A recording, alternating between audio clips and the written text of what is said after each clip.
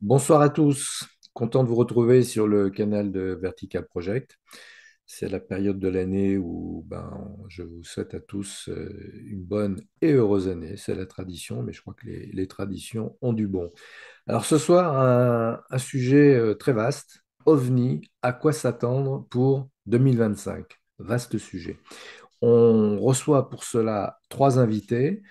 Je vais d'abord les nommer. Fabrice Bonvin, ufologue, écrivain qui pratique la vision à distance et qui notamment a publié OVNI et conscience 2, puisqu'il y a eu un premier livre, OVNI et conscience, avant. On reçoit ensuite Jocelyn Morisson, conférencier, rédacteur en chef de la revue Native et écrivain.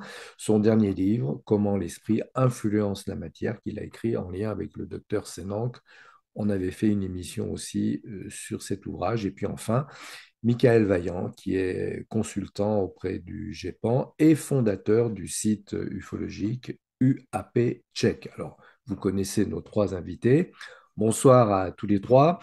On a une petite contrainte technique. On va commencer avec Jocelyn, puisque notre ami Jocelyn doit nous quitter vers un petit peu avant 20 heures, parce que la loi du succès étant là, Jocelyn est attendu sur une autre chaîne web. Donc, Jocelyn, bonsoir. Il y a un sujet d'actualité qui nous concerne tous. Tu es en train de traduire un livre qui a eu beaucoup de succès aux États-Unis, livre écrit par Luis Elizondo, et qui en français va s'appeler Imminent, la chasse aux ovnis au Pentagone. La parution est prévue en France avec ta traduction au mois de mars, sauf erreur, chez Guy Trédaniel, éditeur. Alors, est-ce que tu peux nous dire quelques mots d'abord sur l'auteur de ce livre, Luis Elizondo? Bon, nos amis qui suivent l'ufologie connaissent un peu ce nom, mais il serait bon que tu nous donnes quelques détails sur qui il est et qu'est-ce qu'il révèle dans ce livre, parce qu'il parle du Pentagone et de la chasse aux ovnis. Oui, bonsoir Jean-Pierre, bonsoir à tous. Oui, effectivement, bon, je suis désolé de ne pas pouvoir rester avec vous toute la soirée. Mais en tout cas, pendant cette première demi-heure, je serai là. De Luis Elizondo, qui s'appelle Imminent en anglais, il va s'appeler Imminent aussi en français. Mais le sous-titre, je sais pas, je suis pas sûr qu'il garde le même sous-titre. Hein, c'est pas encore D'accord? décidé. Mais bon, le mot imminent, il se comprend dans les deux langues, donc oui. Et en plus, l'auteur s'en explique dans un petit préambule. Donc, bah, tout le monde, je pense, qui s'intéresse aux ovnis, sait que Luis Elizondo, c'est la personne qui, au Pentagone, était chargée de diriger un bureau, en fait, d'enquête sur les phénomènes aériens non identifiés. Aujourd'hui, il parle de phénomènes anormaux non identifiés parce que les choses ont beaucoup évolué, donc, pendant toute la période où lui, il y était. Et c'est la personne par qui un peu la divulgation arrive. Alors, je ne sais pas si Fabrice, Michael sont d'accord. Je pense que Fabrice a dû lire le livre en anglais peut-être avant qu'il sorte en français. Donc, il connaît très bien l'histoire, certainement mieux que moi encore. C'est en tout cas ce que je comprends moi dans le livre, hein, qui m'a beaucoup plu. Donc, la traduction, elle est finie, hein, elle est en correction en fait là. Ce qui m'a intéressé, c'est qu'effectivement, Elizondo apparaît comme le personnage par qui la divulgation arrive, puisque c'est lui qui, en démissionnant du Pentagone, on m'entend, ouais, c'est bon? Oui, c'est bon, on t'entend. Voilà, en démissionnant du Pentagone, en fait, il a retrouvé sa liberté de parole et c'est par lui que les grands médias comme le New York Times et d'autres qui ont suivi ont révélé l'existence de ce bureau au sein donc du ministère de la Défense américaine. Et avec l'aide de Christopher Mellon, qui est un personnage important aussi de la politique américaine, qui travaillait aussi au secrétariat à la Défense, donc au ministère de la Défense, ils ont informé donc les premiers journalistes qui ont fait des papiers sur ce sujet. Et en révélant l'existence de ce bureau au Pentagone, eh ben, ça a déclenché toute une vague de révélations avec les témoignages des pilotes, liés à des vidéos qui ont été déclassifiées aussi via Elizondo aussi lui-même, les fameuses vidéos donc Tic Tac, Gimbal et puis Go Fast en particulier. Et ils ont réussi à faire témoigner les pilotes devant le Congrès, etc. Donc il est lui à l'origine de ce mouvement qu'on appelle la divulgation et qui a pris une ampleur quand même considérable en quelques mois. C'est quelle année? Est-ce que tu peux nous redire l'année? Ah Ça ben, a commencé quand? les premiers papiers de New York Times, je crois, c'est Oui. 2019, un truc comme ça, non? Ça, Fabrice pourra préciser peut-être. Il me semble, Oui, c'est ouais, récent. voilà, 2018 d'Inagib, ouais. Donc c'est encore frais, hein. Mais depuis, effectivement, les choses qui ont changé, c'est que le Congrès américain donc exige une transparence du Pentagone qui faisait pas du tout partie de la culture. Bon, c'est le moins qu'on puisse dire, non seulement de la culture de l'administration américaine, mais en particulier du ministère de la Défense. Et c'est ça qui est intéressant dans le bouquin, c'est de voir tout ce combat qu'ils ont mené pour finalement qu'il soit lui poussé à démissionner pour pouvoir dire les choses, parce que il y a toujours cette culture du secret aux États-Unis qui est assez écœurante, quoi, et depuis les années 40, donc. Pour quelle raison est-ce qu'il a démissionné? Parce qu'il finalement, il était dans la place, si je puis dire. Ouais, bah parce que justement, il voulait pousser sa hiérarchie à révéler ce qu'il savait, notamment les témoignages de militaires, les pilotes de la Navy en particulier, Frévor, Dietrich, ces fameux pilotes dont on a entendu parler depuis, qui ont pris la parole dans les médias. Il voulait pousser sa hiérarchie à révéler qu'il y avait ces observations qui étaient faites en particulier dans un contexte, dans un cadre militaire, et que ça représentait un danger pour leurs forces armées, mais aussi pour l'aviation civile, quoi. Et lui, il a estimé qu'au bout d'un moment, il pouvait plus attendre et attendre que sa hiérarchie valide ces informations-là et les révèle au grand public finalement. Et il sentait bien qu'il y aurait toujours cette culture du secret qui serait là. Et donc, il a décidé de démissionner, quoi, dans un contexte un petit peu tendu, et puis de prendre la parole lui-même et d'être finalement donc le lanceur d'alerte par qui les choses arrivent. Alors, Quand il après, moi, j'ai pas démissionne, fait de contre-enquête. Si tu veux, oui, juste pour conclure sur cette partie, oui. il me semble que il n'a pas été contesté en tant que lanceur d'alerte, en tant qu'auteur donc de ce bouquin aux États-Unis. Le bouquin marche fort aux États-Unis apparemment, et personne est venu dire que c'est pas vrai ce qu'il raconte. Donc, il semble Donc, que ce oui, qui est dans le livre est authentique, quoi. qu'à un moment donné, certains ont pu émettre des doutes sur la qualité de Luis Elizondo en disant non, c'est pas un ex-agent de renseignement. Et bon, Alors, il fournit les documents pour accréditer ça, effectivement, pour valider qu'il a bien travaillé dans les bureaux dans lesquels il dit avoir travaillé. Et on découvre qu'avant ça, effectivement, c'était un agent du renseignement, un agent de terrain qui a travaillé sur des terrains de guerre en Afghanistan, et puis au Moyen-Orient, et puis qu'il était agent du contre-espionnage, et puis qu'il était, voilà, qu'il a participé au programme de vision à distance, justement, de Stargate au moment où le programme s'arrêtait. Donc ça, c'est pareil, Fabrice, il doit savoir ça. Et donc, il se donne un petit peu un beau rôle aussi. Il y a un côté un petit peu, bon, c'est un côté un peu fier à bras, qui peut être déplaisant, mais en tout cas, il révèle plein de choses et il dit au passage que le gouvernement cache des choses au public depuis des alors, dizaines est-ce que d'années. c'est quelqu'un qui a eu des ennuis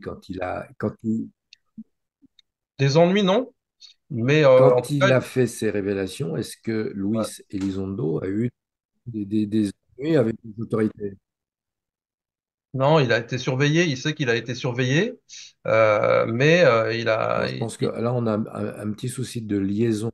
tu m'entends? Attends, c'est quoi? Je vais changer de box, tu m'entends? Je pense que oui, si tu peux changer de box, parce que là, on a eu quelques pertes de certaines de tes phrases où je parlais des ennuis possibles que Luis Elizondo aurait pu avoir, parce qu'effectivement, être agent de renseignement, donner sa démission, ça peut se faire, mais je pense Alors. qu'après, on fait en sorte que les gens ne puissent pas vraiment s'exprimer. Alors, comment est-ce qu'on explique que lui, il peut démissionner parce qu'il n'est pas en accord avec sa hiérarchie et il peut continuer à parler de tout ça? Est-ce qu'il n'a pas été poursuivi par les autorités américaines pour trahison ou pour faute grave? Bah, en quittant son poste, parce qu'en fait, il était plus militaire, il était civil travaillant pour l'armée, donc il avait un statut spécial, hein, il était ancien militaire et son statut au Pentagone, c'était civil en fait, travaillant pour l'armée et reprenant sa liberté, il a retrouvé sa liberté de parole aussi, et du coup, il a parlé aux grands médias dont je parlais, donc New York Times en particulier, sans être inquiété, mais par contre, il s'est tout de suite vu surveillé. Et il a négocié les choses, il a stratégiquement géré les choses de manière très intelligente. En tout cas, c'est ce qui ressort du bouquin, avec en particulier Christopher Mellon. Et on s'aperçoit qu'ils ont mis tout de suite dans la boucle des gens du Congrès, des députés, des représentants, des sénateurs, etc., qui étaient dans qui étaient dans des commissions. Et ce qui fait qu'ils ont eu tout de suite une forme de protection de la part de ces gens-là qui étaient quand même assez haut placés et qui, eux, Christopher Mellon, tu peux nous redire qui il est? Le alors, nom est connu, mais il faut bien le Christopher reprendre. Mellon, c'est quelqu'un qui vient d'une grande famille américaine, mais qui a eu deux postes importants. Donc, je vais te donner le détail. Il était ancien secrétaire adjoint à la Défense pour le renseignement. Donc, c'est quelqu'un D'accord. qui vient du milieu du renseignement et ancien directeur de cabinet de la minorité de la commission de renseignement du Sénat. Donc, ça, c'est les titres ronflants américains. C'est ça qui est d'ailleurs un peu pénible dans le bouquin, c'est qu'il fait sans arrêt référence à des bureaux, à des commissions, à des agences, à des sous-bureaux. Et ça peut être un peu lourd pour le lecteur français, donc j'ai fait un lexique pour qu'on s'y retrouve, parce que effectivement, Elizondo fait sans arrêt Donc référence à Christopher Mellon, donc c'est personnage important dans, on va dire, dans la hiérarchie politique américaine, a soutenu Luis voilà, Elizondo, c'est ça. Et c'est lui d'ailleurs, Christopher Mellon, qui fait la préface, je crois, du. absolument. Il fait la D'accord. préface du bouquin et il dit à vous, lecteurs, de juger si Elizondo est un grand homme de l'histoire, parce que finalement, effectivement, il Alors semblerait que ce pour soit qu'on quand même lui qui comprenne soit le bien, point de départ de tout ça. pour qu'on comprenne bien, quand Elizondo en 2019 fait ses révélations, qu'il démissionne, le bureau à l'intérieur du Pentagone qui étudie les ovnis existe déjà, on est bien d'accord. Oui, oui, bien sûr. Lui, il est recruté en fait pour diriger ce bureau, alors qu'il y a déjà une structure qui existe à l'époque, mais qui porte un autre nom. Ils ont changé le nom, c'est devenu AATIP sous sa direction à lui. Mais lui, parallèlement à ça, il travaillait aussi sur le dossier Guantanamo et sur les terroristes présumés de Guantanamo, etc. Donc c'était une espèce d'activité annexe qu'il avait sur D'accord. les menaces aérospatiales non identifiées, quoi. Et donc, mais le bureau continue à exister après son départ. Et il a encore changé de nom d'ailleurs, il me semble. Oui, Mais, parce qu'il la parle structure d'anomalies. Je existe. crois que maintenant, c'est le bureau des anomalies. Enfin, à chaque fois, il change de nom. C'est vrai qu'on a du mal à suivre. On a du Ouais, mal ouais, il change de nom, mais tout le monde sait aujourd'hui qu'il y a une structure au sein du Pentagone. Il y en a une qui s'est créée au sein de la NASA aussi. Tout le monde sait aujourd'hui que le Congrès exige du Pentagone un rapport annuel ou quelque chose comme ça. Donc ça a énormément changé, y compris dans la législation. Et ça, Alors, c'est vrai que effectivement, les rapports annuels du Pentagone sont accessibles. Moi, je les ai lus. Les premiers n'étaient pas tellement épais. Je veux dire, c'était une dizaine de pages. Et au fur et à mesure, on voit que les rapports ont l'air d'augmenter en volume. Alors, c'est assez paradoxal parce que dans certains rapports, ils disent qu'effectivement, il y a un danger pour la sécurité nationale. Et dans d'autres cas, ils disent non, finalement, toutes ces affaires d'OVNI du AP, comme on dit maintenant aux États-Unis, sont pas aussi prégnantes que ça. Alors, quel est ton point de vue? Et il souffle le chaud et le froid. Je parle des autorités du Pentagone. ouais, oui, oui, c'est clair qu'ils sont toujours dans une culture du déni, une culture du secret, hein, depuis Blue Book et même avant, depuis Roswell. Hein, mais lui, dans son bouquin, Elizondo, il balance tout. Hein, il dit Roswell, c'était vrai. Le gouvernement américain a un programme secret, ultra black programme qui s'appelle Legacy D'accord. et qui est un programme de récupération d'épaves et d'entités biologiques. Et à partir des épaves, ils ont fait de la rétro-ingénierie, etc. Il balance tout le truc. Alors pour certains, c'est trop. C'est du délire, c'est de la conspiration, tout ce que tu veux. En tout cas, lui, il balance le truc. Et ensuite, après avoir quitté le Pentagone, il est allé avec Tom DeLonge bosser pour ce qu'on a appelé donc la To the Stars Academy, qui a fait plutôt de la communication, de l'audiovisuel, etc., que de la recherche, quoi. Mais en tout cas, oui, il continue de dénoncer cette culture du secret qui est insupportable. Et il dit, c'est comme des aliments que vous avez au frigo, quoi. Quand vous gardez un secret trop longtemps enfermé, et que tout le monde le sait, bah, ça finit par sentir très mauvais. Et puis, c'est Alors, est-ce que contre-productif. ce programme secret Legacy dont il parle, est-ce que là, ça te paraît fondé? Comment réagit la communauté ufologique américaine? Parce qu'en fait, il y a des groupements ufologiques aux États-Unis, il y a le MUFON notamment, et puis d'autres. Euh, Est-ce que ces ufologues disent, bah oui, là, on a quelqu'un qui nous révèle des choses, ou est-ce qu'ils disent, non, c'est pas possible, Alors ça, c'est de la c'est mise en Fabrice, je scène? pense. Fabrice et Mickaël pourront répondre mieux que moi là-dessus. En tout cas, ça a l'air fondé, oui, parce que c'est complètement crédible. Il dit que depuis 1947, depuis Roswell, il y a des gens qui appartiennent à ce qu'on a appelé le complexe militaro-industriel, qui ont des intérêts économiques énormes dans le fait de, voilà, de récupérer des choses, de garder des secrets, de pouvoir travailler sur des matériaux exotiques. L'existence de matériaux exotiques a été confirmée par des gens comme Jacques Vallée. Il y a des choses ont été confirmés au fil de la divulgation aussi, sur des traces laissées dans les cerveaux aussi de certains agents qui ont été confrontés au phénomène OVNI, etc., etc. Donc il y a plein de choses qui laissent à penser que l'existence d'un truc comme Legacy est hautement crédible. Ça, c'est sûr. J'en profite pour dire que oui, il était en lien aussi avec George Knapp et notamment les recherches sur le ranch Skinwalker, etc. Et donc, Luis Elizondo, il était impliqué dans tous ces dossiers-là. Et alors, les documents qu'il a fait fuiter, les vidéos, notamment de la Navy, comment est-ce il s'y est pris? Parce que Alors, alors, on dans le pourrait bouquin, c'est assez le- surréaliste. C'est assez surréaliste parce que dans le livre, il raconte que c'est une espèce de bug en fait de l'administration américaine. Il a voulu faire déclassifier ces vidéos-là pour que on puisse travailler dessus, pour que des scientifiques puissent bosser dessus. Parce que lui, ce qu'il voulait, c'était qu'il y ait une recherche. Il dit que pendant tout le temps qu'il était aussi au Pentagone, il travaillait avec Al Puthoff, grand physicien donc de Stanford, qui était impliqué aussi dans le programme Stargate, de vision à distance, et puis qui a fait de la recherche en parapsychologie, etc. Donc Puthoff, c'est une sommité dans le monde, non seulement des ovnis, mais du paranormal, on peut dire. Oui, Et donc il a demandé à ce que les vidéos soient déclassifiées. Il a fait une procédure de demande de déclassification pour simplement pour que des personnes restreintes puissent accéder, c'est-à-dire des chercheurs, des scientifiques, des laboratoires, des universités. Et puis on lui a répondu non, c'est trop compliqué. En fait, il faut soit les déclassifier complètement. Enfin, je te dis ça de mémoire, oui, soit oui, bien sûr. classifier complètement, soit ça peut pas être du tout déclassifié. Et du coup, il a dit OK, il a coché une case qui permettait à ce que les vidéos finalement soient rendues publiques. Et c'est pour ça qu'il n'a pas pu être poursuivi quand ces vidéos ont fuité. Et donc D'accord. la première vidéo c'est Tic Tac, ensuite il y a eu GoFast, je crois, puis Gimbal. Et voilà, et c'est comme ça que ces vidéos se sont retrouvées sur Internet. Et c'est quand même ça qui effectivement déclenche aussi beaucoup de choses. Ça valide les choses aux yeux des Et enquêteurs, notamment l'histoire du New York Times. du programme Legacy avec la récupération d'épaves, d'ovnis et de corps, est-ce qu'il donne des précisions sur l'endroit où ce serait conservé, qui s'en occupe, pourquoi, comment? Non, quand même pas, hein. Et si tu veux, en plus, dans le bouquin, il y a des passages qui sont caviardés, comme on dit, c'est-à-dire rédigés de manière Ah bon. agence de renseignement, tu as des passages qui sont noircis en fait. Donc moi j'ai Ah, reproduit ça dans la traduction. Je pense que c'est aussi un artifice d'édition pour faire genre, voilà, c'est un document un peu secret et tout ça. En tout cas, ça a été relu par des officiels apparemment du gouvernement qui refusent à ce que certains lieux et certains noms soient divulgués. d'accord, Donc, bien sûr, tout ce qui concerne ces éventuels programmes de récupération d'objets et tout ça, il n'y a aucun détail qui est donné. Là, faut quand même pas exagérer. d'accord. Mais Elizondo me semble crédible aussi parce qu'il faut dire qu'il a mis quand même sa carrière en jeu. Il s'est retrouvé à vivre dans son camping-car. Je veux dire, le gars, il est obligé de renoncer à sa retraite de militaire parce que démissionnant de manière prématurée, il n'a pas le droit de toucher sa retraite de soldat avant d'avoir je sais pas quel âge. Donc, il fallait qu'il attende au moins 10 ou 15 ans. C'est pour ça qu'il a bossé pour To The Stars Academy. Puis ça s'est vite terminé parce que To The Stars, le truc de Tom DeLonge a tourné court. Ils ont fait une série documentaire pour History Channel OVNI, dossier déclassifié qui s'est appelé en français. Et c'est tout ce qu'il a fait, grosso modo, pour lui. Et puis il s'est retrouvé sans boulot, quoi. Et maintenant, il fait du conseil, il fait du consulting, parce que c'est un mec qui a une expérience dans le monde militaire et du renseignement qui est assez énorme, mais il s'est quand même retrouvé sans rien, quoi.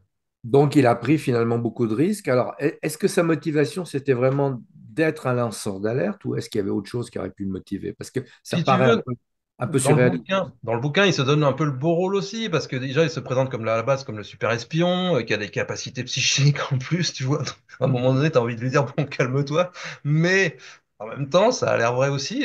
Et à la fin, oui, il se présente comme le gars qui, pour des raisons super éthiques, finalement, pense que c'est son devoir d'être humain, et que c'est lui, le gars par qui les choses vont être révélées au monde entier, alors qu'il y a eu cette culture du secret pendant tant de décennies.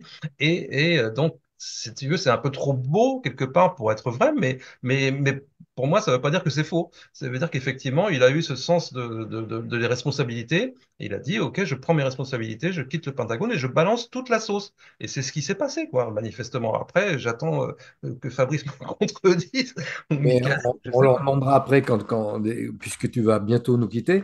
Moi, ce qui m'aurait intéressé, ça aurait été de savoir comment les ufologues américains, qui sont quand même assez nombreux, réagissent face aux déclarations de Luis Elizondo. Écoute, moi, j'ai rien vu hein, sortir disant que c'était un affabulateur, etc. hein.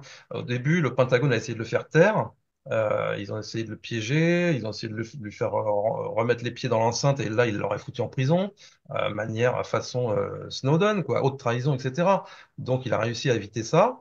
Il s'est barré, il a changé de région, il s'est barré en Californie ou je ne sais où. Je ne Et sais pas comment réagissent les ufologues américains, là, il faut demander aux autres est-ce observateurs. qu'on a des détails sur le budget qui est utilisé au sein du Pentagone pour ce bureau de recherche sur les ovnis qui Je sais reste? plus s'il le dit. Je crois que nous avons eu une coupure. Bon, notre ami Jocelyn nous a quittés plus tôt que prévu. Est-ce que Fabrice ou Michael pouvaient répondre? Est-ce que vous avez des informations sur le budget qui serait alloué au sein du Pentagone pour pouvoir faire ces recherches sur le sujet OVNI? Euh, Ouais, Jean-Pierre, je te parle de mémoire, mais il me semble que quand le programme ATIP a été rendu public dans l'article du New York Times au mois de décembre, je crois que c'était 2017, il me semblait oui, qu'on parlait de 22 millions. C'est le d'accord, chiffre que j'ai en tête. Donc, autant dire que c'est rien du tout sur l'échelle du Pentagone. bien sûr. Et Donc, c'est ce qui a motivé d'ailleurs la démission de Lou Elizondo. Il a dit, mais non, il faut qu'on prenne cette affaire devenue au sérieux, il faut qu'on nous donne les moyens de faire de vraies enquêtes. d'accord. Donc, en fait, ce bureau au sein du Pentagone n'est peut-être pas aussi important qu'on veut nous le dire, alors, si je comprends bien, parce que c'est vrai qu'on mesure l'impact d'une structure face au budget dont elle peut disposer. Apparemment, ce serait faible. C'est aussi le chiffre que j'avais entendu, donc tu confirmes ma source. Ouais, c'est ce qui a été publié dans le New York Times. Oui, on mesure, je dirais, l'importance d'un projet au budget qui est alloué, puis également au personnel qui est employé dans le cadre du programme. Voilà. Bon, moi, je trouve ça assez faible, effectivement. Mhm. Est-ce que, Michael, tu as des éléments de Sur le budget, pas beaucoup plus. Bon, c'est un budget qui a 10 ans, hein, enfin, puisque c'était ce qui avait été publié à l'époque. Oui, Aujourd'hui, ben, de l'eau est passée, puisque on parle plus de la TIP, mais de la Haro, après l'UAPTF. Donc, il faut se repérer. Alors, on a la traduction, là, tu as ça sous la main, ARO, anomalie aériale, plus ça en tête, oh, Oui, personnellement. c'est All Domain Anomaly Resolution Office. yes, merci. Voilà, donc, Et depuis 2022, donc. d'accord. Et En avec tout cas, ce qu'on retient, c'est qu'il y a au sein du Pentagone, au Hmm. moins depuis 2019, mais visiblement un peu avant, une structure qui s'est remise à étudier le phénomène OVNI, alors que depuis le projet Blue Book, les années 60, 50, 60, visiblement, on nous disait qu'il ne se passait plus rien. Vous confirmez, bon, Michael, tu es dans cette Oui, logique. c'est bien ça l'idée. Il y a une zone, ceci dit, un peu grise. Là, on parlait du livre. Entre 2012-2017, où ce qui était au départ la WASP AP a été renommé à ATIP assez rapidement. Il y a eu le double nom. Et puis, à un moment donné, Elizondo s'est retrouvé seul à porter la ATIP apparemment, puisque le programme a pris fin en 2012. Mais lui, il a continué, semble-t-il, à le faire vivre par ses propres moyens D'accord, jusqu'à ce qu'en 2017 à peu près, l'UAPTF naisse. Et je pense que c'est une façon de reprendre la main sur les activités d'Elizondo à ce moment-là, comme le d'accord, torchon brûlé, et effectivement de le mettre dehors gentiment. Et ça, c'est. Et ensuite, il y avait une question aussi tout à l'heure par rapport à la perception que peuvent en avoir les ufologues, les Américains, oui, parce que ça des, me paraît assez déterminant. Forcément, il y a des d'Elizondo. réactions, Ouais. forcément. Moi, j'observe deux choses. Il y a l'ufologie traditionnelle, celle qui enquête, c'est-à-dire les gens qui vont sur le terrain et qui par exemple, ont l'habitude de vraiment traiter des cas. Et quand je dis traiter des cas, c'est des dizaines, des centaines de cas. Ils se méfient d'Elizondo parce qu'ils considèrent qu'Elizondo, c'est pas un expert dans le traitement des cas et D'accord, des témoignages. Ils vont avoir plutôt, voilà, quand j'ai une méfiance, c'est-à-dire avoir tendance à penser qu'Elizondo est un peu conspi, entre guillemets. C'est-à-dire que ce qui est vrai, c'est que il a beaucoup de mal à démontrer pour cause, parce que c'est secret, c'est classifié, ce qu'il avance. Donc souvent, il est bloqué, il dit, bon voilà, je ne peux pas en parler parce que je n'ai pas le droit d'en parler. Donc, quand même, il se sent encore lié, en tout cas, il est lié encore par un certain secret, alors Bien visiblement. sûr, bien D'accord, sûr. d'accord. Et Et, est-ce que, alors, tu disais qu'en termes d'enquête, il avait finalement peu d'expérience, il a surtout eu la connaissance de tous les rouages de l'administration américaine en termes de bureaux, de commissions. Est-ce que tout ceci paraît complètement opérationnel ou est-ce que c'est un théoricien de la chose? euh, Là, de mon point de vue, Elizondo, je pense qu'il a une très bonne vision opérationnelle, justement, de comment, effectivement, les réseaux s'articulent au sein de l'armée et de la défense, comment on va dire, les choses peuvent fonctionner. Maintenant, sur le plan, effectivement, de l'enquête pure et dure, on a vu qu'il s'est fait tromper par une photo à un moment donné dans le ciel d'une formation nuageuse. Il y a eu, voilà, il y a eu quelques cas comme ça où on l'a senti un peu léger sur le coup. D'accord, Pour autant, voilà, il ne faut pas le réduire non plus.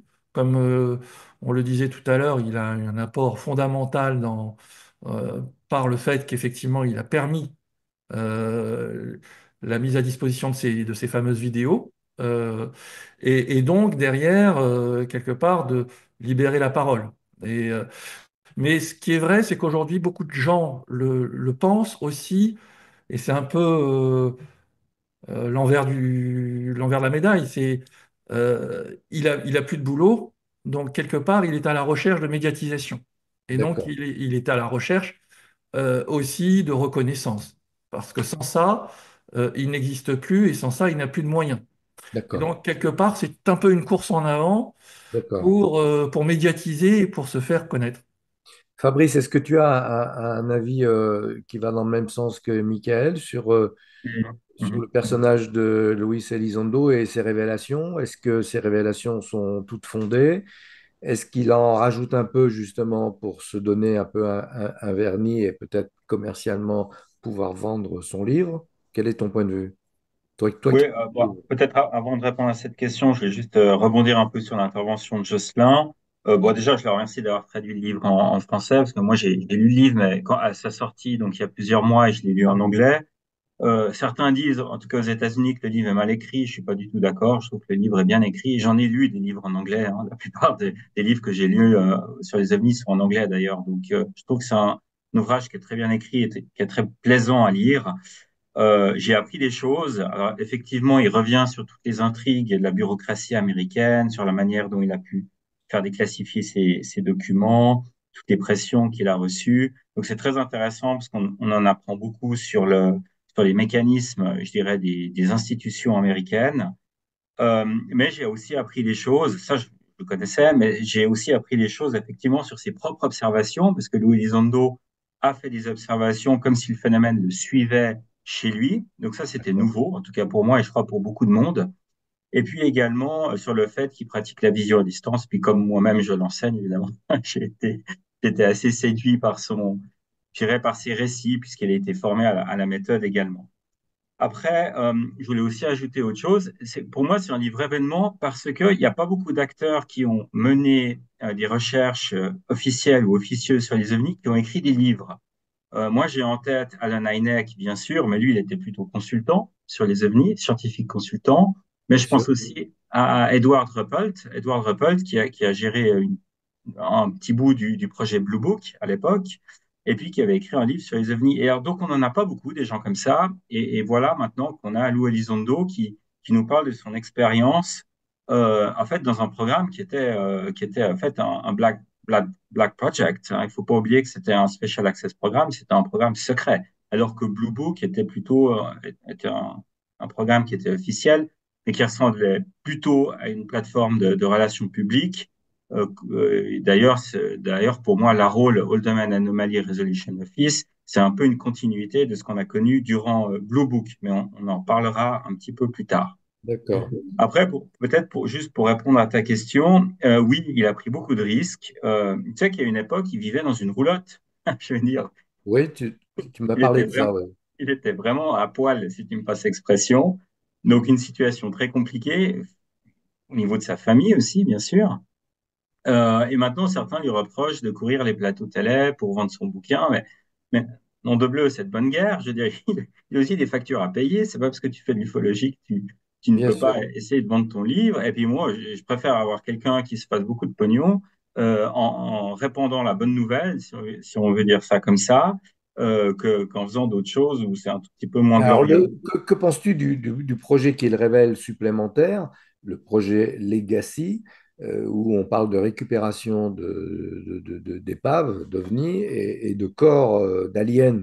Est-ce que là, ça te paraît être dans la suite logique de ces révélations, ou est-ce que c'est le petit côté peut-être en plus pour mettre un peu du suspense et peut-être pas bien fondé, je ne sais pas. Non, je pense pas je pense que c'est un point central, en fait, de sa démarche. Bon, on parlera de Grush plus tard.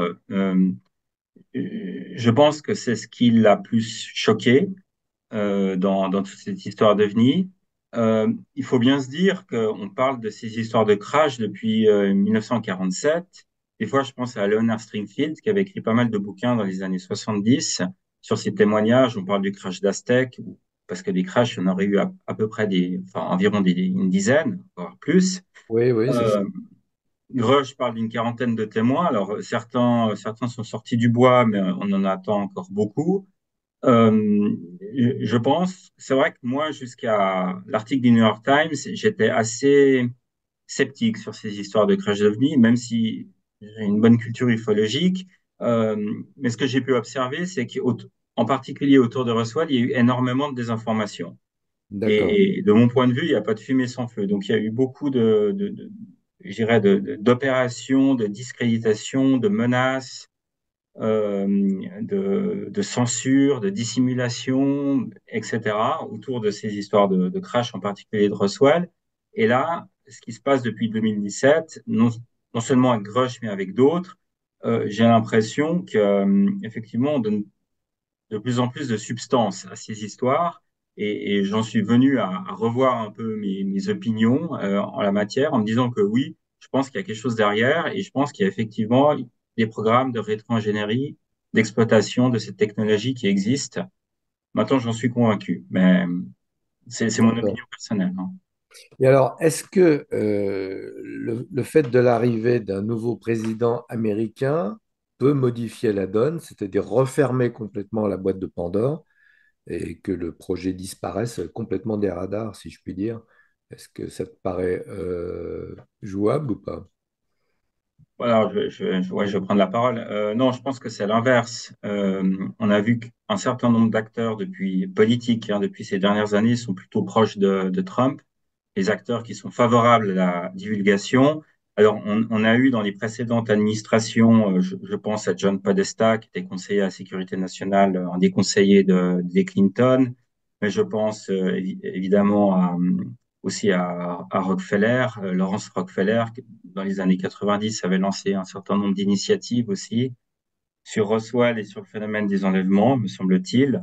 Et puis, je pense qu'on va se retrouver dans une configuration qui sera similaire avec l'administration Trump, avec des gens qui sont très favorables à la divulgation de par leur idéologie. Ce sont des gens qui sont plutôt libertariens. Donc, je pense à Musk. Elon Musk, c'est un libertarien, c'est-à-dire qu'il pense que moins d'État, c'est mieux. Et c'est quelqu'un qui milite pour la transparence. Et puis c'est le cœur du sujet, la transparence dans cet effort de divulgation. D'accord. Puis avec le rachat de Twitter, et puis donc il a pu redonner la parole, je dirais, à un maximum de personnes. Donc c'est des gens qui pensent que moins d'État c'est mieux, et plus on s'exprime, mieux c'est aussi. Il y a Musk, mais il n'y a pas que Musk, il y a aussi John Ratcliffe, il a fait des déclarations très favorables en faveur de la divulgation et de la transparence sur le dossier OVNI. Donc lui, entre autres, il avait supervisé la collecte d'informations sur les OVNI dans une précédente administration. Donc il revient au pouvoir, il revient un peu aux commandes. On a aussi Marco Rubio, qui est un sénateur influent de la Floride. Lui aussi a fait des déclarations en disant que oui, le phénomène OVNI existe et mérite qu'on s'y intéresse de près et milite aussi pour la transparence. Et puis, en fait, il y en a plein d'autres. Je pourrais faire toute une liste comme ça. D'accord, Donc, je pense que c'est un des éléments qu'on va devoir avoir à l'œil. On va devoir porter une attention particulière sur ces prochains mois, sur comment l'administration Trump traite le phénomène OVNI. d'accord. En tout cas, moi, ce que je trouve effectivement intéressant, c'est le fait que ça a été publié par le New York Times. On sait qu'aux États-Unis, la voix de la presse est importante et que quand certains médias s'expriment, bon, on se dit, s'ils le font, c'est que derrière, il y a des éléments qui sont solides. Alors, il y a un autre sujet que j'aimerais aborder avec toi et avec Michael, c'est que dans la période du mois de novembre 2024, il y a eu une vague de drones. Alors, le mot drone, on va le mettre pour l'instant entre guillemets aux États-Unis. Vague de drones qui rappelle une autre vague qui s'était passée toujours aux États-Unis en 2020, et puis qui nous rappelle une autre vague de drones qui cette fois-ci se passe en France en 2014 au-dessus des sites nucléaires. Alors, qu'en est-il de ces drones? S'agit-il de drones? S'agit-il d'autre chose? On en a beaucoup parlé. En fonction des communiqués qu'on lisait, ben, on disait que c'était une explication basique des drones, et dans d'autres communiqués, on avait vraiment l'impression d'avoir affaire à quelque chose qui n'était pas identifié. Alors, euh, Fabrice, d'abord toi, et ensuite on va voir avec Michael, les drones américains. Ok, moi, je vais essayer de déployer mon raisonnement. C'est une affaire complexe, elle a commencé au mois de novembre. Moi, j'ai commencé à la suivre assez rapidement quand les observations ont éclaté. Euh, En fait, ce que voyaient les gens sont des civils, hein, dans le New Jersey particulièrement. Ils observaient des drones, mais qui avaient des caractéristiques inhabituelles de type, déjà de par la taille, de par la capacité à pouvoir voler par tous les temps. On avait aussi des changements de direction instantanés, des fois des observations où les lois de l'inertie semblaient être mises à mal, et aussi des fois et même des configurations de lumière très étranges. Et tout ça fait dire que ce ne sont pas des drones, je dirais, classiques ou normaux. Et en conjonction à ces observations, on a aussi pu observer des boules de lumière, c'est ce qu'on appelle des orbes, qui étaient à proximité de ces drones qui volaient ou qui évoluaient à proximité de ces drones avec des D'accord. caractéristiques aussi propres du phénomène OVNI très étranges. D'accord. Donc, je pense qu'il y a eu beaucoup de confusion. Il y a aussi beaucoup de gens qui ont vu des avions, qui ont vu des drones civils, etc., et qui ont pris ça pour des ovnis. Mais je pense qu'il y a eu un vrai phénomène aussi de drones, comme on a pu l'observer en France en 2014 ou en 2020 dans le Colorado, le Nebraska ou le Kansas. D'ailleurs, il y a toujours pas d'explication, hein, je le relève, hein, pour ces observations en France ou aux États-Unis en 2020. Pourtant, la FAA, la Federal Administration Aviation, avait enquêté là-dessus, mais sans trouver d'explication. Et là, avec les drones actuels, on n'a toujours pas d'explication. Je rappelle qu'on a quand même fermé des aéroports dans le New Jersey, quoi. Et D'accord. les observations, ils ont fait des no-flight zones aussi pour les drones, et les drones ont continué à voler. Donc, il y a vraiment quelque chose de très étrange dans ces observations. Est-ce qu'il y a À eu mon- des photographies, des films, comme beaucoup de gens ont vu? Est-ce qu'il y a eu quand même des prises de vue? Est-ce qu'on a ça? Oui, il y a eu énormément de photographies, de vidéos. Après, bah, chacun les analyser et d'en tirer ses propres conclusions. Moi, j'ai pu voir des vidéos où, effectivement, je me dis, bon, rien d'exceptionnel. Et puis, j'en ai vu d'autres. Je me suis dit, non, effectivement, là, on est face à quelque chose qui me semble fortement inhabituel. En tout cas, ce qui Euh, est intéressant de rappeler pour la vague de drones qui s'est passée en 2014 en France, au-dessus des centrales nucléaires, la gendarmerie nationale possède une unité qui surveille les centrales. Elle est affectée uniquement à ça. Et effectivement, on n'a jamais pu mettre la main sur des plaisantins qui se seraient amusés à faire voler des drones classiques au-dessus des centrales. Donc le mystère demeure. Michael, sur la vague des drones aux États-Unis au mois de novembre, est-ce que tu as un point de vue? J'imagine que oui. Et quelle est ta vision de tout ça? Là, on est sur un phénomène qui est complexe parce qu'il effectivement fait intervenir à la fois des objets classiques, c'est-à-dire des gens qui... On voit bien que durant cette entre guillemets vague, il y a eu plein de gens qui ont observé des choses totalement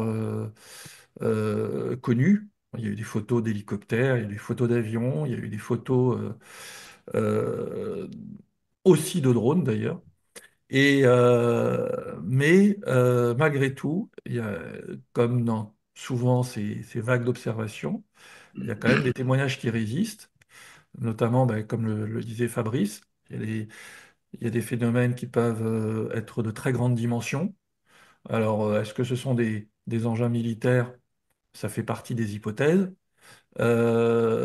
parce que ils volent lentement, ils ont une capacité de durée de vol qui est très importante. Donc, c'est pas un drone qui reste en l'air un quart d'heure, c'est bien plus long que ça. Et puis aussi, évidemment, ça se passe autour de sites sensibles, donc des aéroports et des sites militaires. Donc ça excite très clairement l'armée. Et je trouve que ça, c'est un point, mais j'y reviendrai, c'est un point intéressant, c'est-à-dire qu'on a cette relation entre la défense et le phénomène. Et c'était déjà le cas, effectivement, en 2014 en France, puisque le phénomène est venu titiller nos centrales nucléaires et nos systèmes de sécurité. Et plus tard, dans d'autres pays aussi, il y a eu des survols en Angleterre, il y a eu des survols en Suède, il y a eu des survols dans différents pays avant que ça arrive plus récemment aux États-Unis. Parce que je peux, juste une parenthèse pour la vague de drones sur les centrales en France. Moi, à l'époque, j'avais enquêté sur le sujet. J'ai d'ailleurs même à l'époque publié une longue enquête dans un magazine grand public.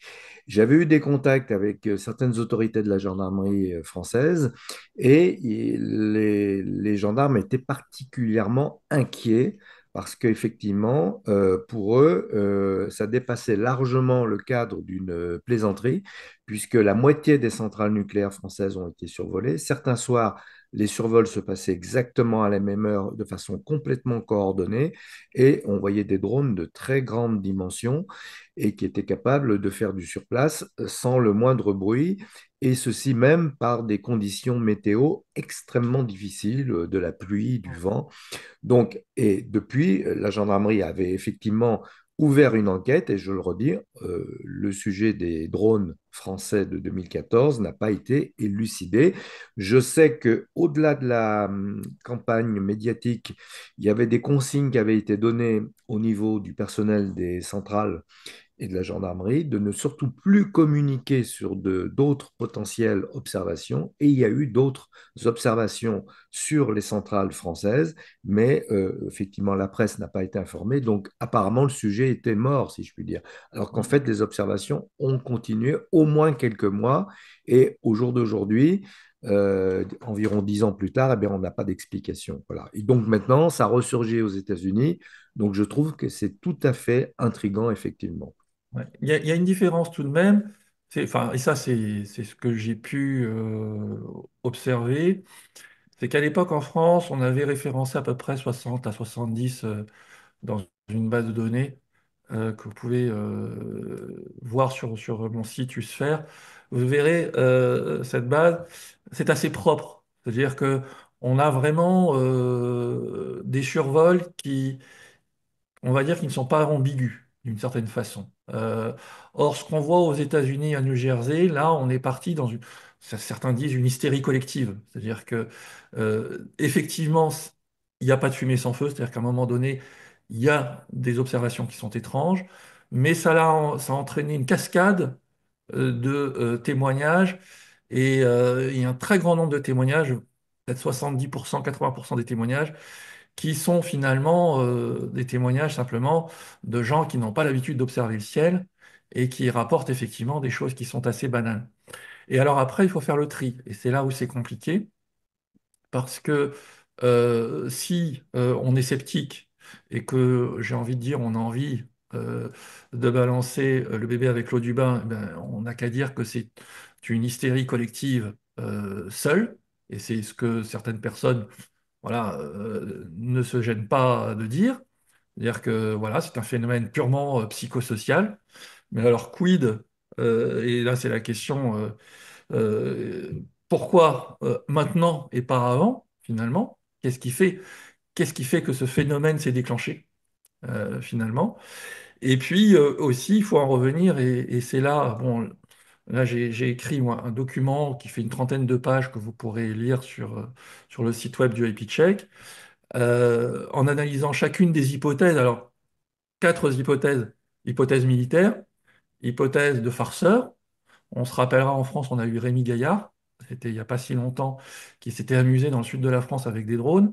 Il avait quand même assez rapidement, en faisant trois ou quatre, on va dire fake manifestations, réussi à remonter au journal du 20h. Quand même, c'était assez. On voyait bien que la mayonnaise avait pris très rapidement. Donc pourquoi pas? Il y a quand même des gens qui sont intéressés par, j'ai envie de dire, l'exercice psychosocial, soit pour démontrer quelque chose, soit ils veulent démontrer qu'ils sont très, j'ai envie de dire, très forts, et puis ensuite dire à tout le monde, ben, je vous ai bien eu. Il y en a d'autres aussi, c'est pour interroger. On parlait par exemple de la vague des monolithes. Je ne sais pas si ça vous parle. On a eu des monolithes qui ont été installés à un moment donné un peu partout dans le monde. Et en fait, ça demande des moyens financiers, puisque c'est un réseau de gens qui a des moyens et qui va, on va dire, contacter des artisans localement autour du monde pour leur demander de fabriquer des pièces, quasiment des pièces de musée, puisque ce sont vraiment de très très belles pièces qui valent des milliers de dollars ou d'euros, et les installer dans la campagne, dans des lieux stratégiques. Alors, ça fait d'ailleurs référence au Absolument. film de Stanley Kubrick, 2001, l'Odyssée de l'espace, où on Absolument. voit un monolithe, justement, au début, qui est censé être un monolithe implanté par une civilisation extraterrestre. Donc, cette histoire des monolithes, effectivement, moi, je m'en souviens bien. Donc, tu sembles dire que là, l'explication a été trouvée. C'est-à-dire que c'est L'explication un... a été trouvée, absolument. Moi, j'ai un copain voilà, qui en a fabriqué, qui est chaudronnier, et qui a été contacté. Il a signé un NDA, on lui a demandé de garder la confidentialité pendant un an sur le sujet avant d'en parler. Et effectivement, c'est un réseau qui a des moyens. Et l'objectif derrière, il est un peu différent de celui des farceurs à la Rémi Gaillard.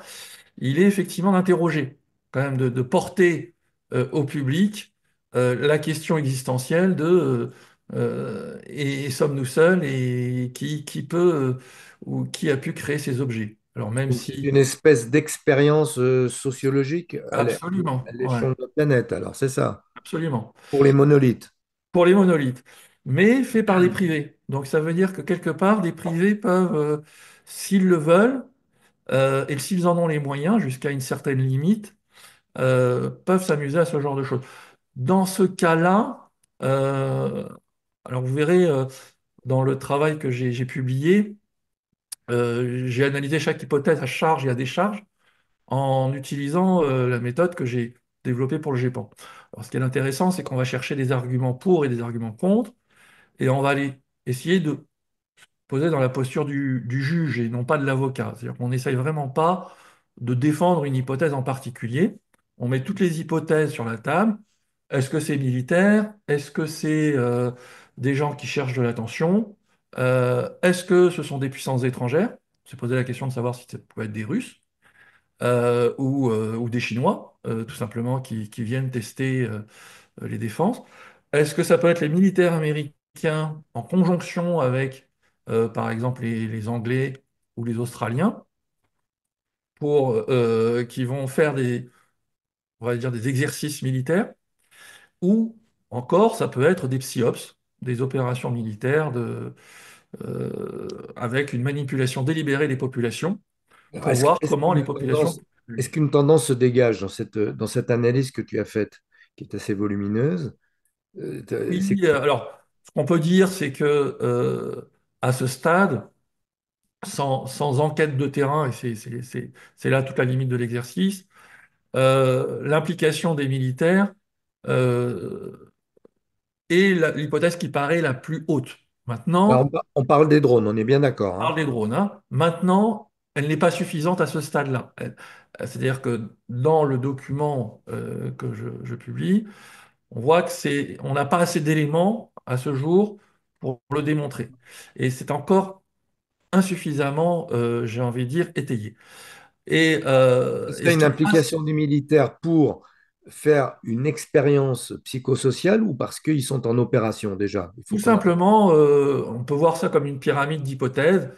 Vous avez à la base, la première hypothèse, c'est l'hypothèse militaire. Et après, on va avoir une hypothèse sur une hypothèse, c'est le militaire qui va faire une expérience psychosociale. Donc, et cette hypothèse-là, évidemment, elle est plus fragile que le simple fait qu'il y ait des militaires qui fassent des exercices et des manœuvres et qui testent des objets et qui ensuite ont entraîné, et là on peut avoir des chaînes de causalité, d'autres aspects comme le fait qu'effectivement il y ait une hystérie collective qui s'enclenche là-dessus. Alors tout ça, Alors, c'est intéressant parce que est-ce que l'hypothèse de l'OVNI est quand même retenue eh véritablement ben, dans... j'allais te le dire, Alors, j'allais vous le voilà, dire, c'est qu'effectivement, quand il n'y a aucune hypothèse qui, on va dire, qui surnage, qui dépasse, on va dire, les 50% de probabilité, comme c'est le cas actuellement dans le document, on peut continuer à se poser la question de l'hypothèse OVNI, c'est-à-dire est-ce qu'il y a finalement quelque chose d'autre qui peut intervenir. Et alors, ça prend un certain sens parce qu'effectivement, tout comme à l'époque en France, on a ces phénomènes qui survolent des sites militaires, des sites sensibles. On a ce phénomène qui semble jouer un jeu de théâtre et qui semble effectivement communiquer à destination des forces armées et à un moment donné assez particulier quand même aux États-Unis où il se passe, on va dire, des mouvements législatifs autour du sujet des pans. Donc, il- quelque part, là où ce serait incohérent que ce soit les militaires, c'est que si les militaires font des exercices de ce genre, ils se mettent la pression sur eux-mêmes, puisque quelque part, ils attirent les regards, bien sûr. et en particulier les regards des politiques, où tout le monde exige des comptes aujourd'hui, à savoir qu'est-ce qui se passe. Et, et effectivement, les maires des villes qui sont survolées sont aujourd'hui très frustrés parce qu'ils n'arrivent pas à avoir de réponse. Et donc, voilà, on est confronté à ça. Et en particulier, les militaires sont confrontés quelque part à un phénomène qui vient Donc, ça veut dire que taper d'une certaine façon. Ouais. l'hypothèse extraterrestre, finalement, n'est pas totalement exclue dans cette pyramide du champ des hypothèses. On est d'accord? Après, absolument pas. C'est-à-dire que quand effectivement on n'a aucune hypothèse qui classique qui résiste, on peut se tourner vers d'autres hypothèses qui sont des hypothèses de ce type, des hypothèses extraterrestres. D'accord. Mais c'est par défaut, encore une fois. C'est-à-dire que l'extraterrestre, on ne sait pas le définir. Bien sûr. Alors moi, j'aimerais avoir l'avis de Fabrice aussi sur cette histoire Ouais. d'hypothèse, parce que je trouve que c'est tout à fait intéressant. Parce que, et après je laisse Fabrice répondre, c'est qu'on on a une espèce de phénomène de mimétisme. C'est-à-dire qu'effectivement, quand les drones sont apparus, on s'est dit, bon, là, les observations d'OVNI, c'est cuit, parce que maintenant, on pourra toujours dire que c'est un drone. Et on voit que maintenant, on a des choses qui sont assimilées aux drones, mais qui ne sont pas tout à fait des drones.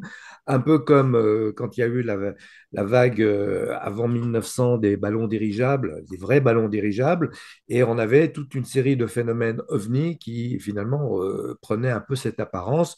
Donc on a l'impression qu'il y a un phénomène de mimétisme, mais là on serait en plein dedans vis-à-vis des drones. Alors Fabrice, toi qui a aussi étudié ce sujet de la vague des drones américains, quel est ton point de vue? Ok. Bah, je vais peut-être rebondir sur ce qu'a dit Michael sur l'implication des militaires. Moi, je pense pas que ce soit les Américains qui produisent ces phénomènes. Bah, il y a plusieurs raisons à cela, hein. La, la première, c'est qu'effectivement, elle s'inscrit, c'est une vague. Donc, c'est-à-dire que ce qui a précédé ces observations aux États-Unis, en particulier au New Jersey, ce sont des apparitions en Angleterre au-dessus des bases de l'OTAN. Et c'est ça le fil conducteur, c'est que le phénomène se concentre sur des sites stratégiques, sur des sites nucléaires, sur des endroits, sur les aéroports, etc. On a vu des observations aussi à Ramstein, base de l'OTAN en Allemagne. On en a vu au Danemark. Et puis encore ce soir, vous pourrez aller voir sur Internet, l'Allemagne s'est dotée de nouvelles lois pour pouvoir abattre des drones qui survolent effectivement les sites sensibles. Cette fois-ci, c'était un site de recherche d'armement qui était survolé par des drones. Et en lisant l'article qui vient d'une agence de presse, j'ai l'impression que les Allemands, enfin, laissent entendre que c'est un coup des Russes. Alors moi, les Russes, moi, j'y crois pas non plus parce que je pense que s'ils avaient une telle technologie, ils l'utiliseraient actuellement en Ukraine. Ça me paraît un petit peu évident.